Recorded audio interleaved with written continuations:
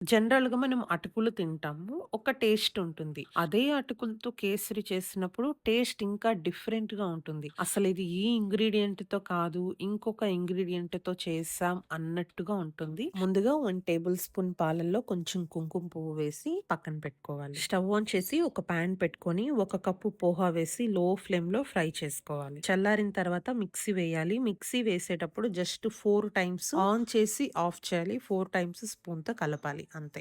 తర్వాత అదే పాన్‌లో స్పూన్ నెయ్యి వేసి డ్రై ఫ్రూట్స్‌ను ఫ్రై చేసుకొని ప్లేట్‌లోకి తీసుకోవాలి. అదే పాన్‌లో పోహా పౌడర్ వేసి 2 మినిట్స్ లో ఫ్లేమ్‌లో ఫ్రై చేయాలి. తర్వాత ఒక కప్పు వాటర్, ముప్పావు కప్పు కాచి చల్లార్చిన పాలను వేసి ఫ్రై చేయాలి. తర్వాత హాఫ్ కప్ షుగర్, కుంకుమ పువ్వు పాలు, ఇలాచీలు, యెల్లో ఫుడ్ కలర్‌ను వేసి ఫ్రై చేయాలి. ఫ్రై చేసుకున్న dry fruits, 1 spoon of watermelon seeds, 3 spoons of ghee వేసి బాగా కలుపుకొని స్టవ్ ఆఫ్ చేయాలి.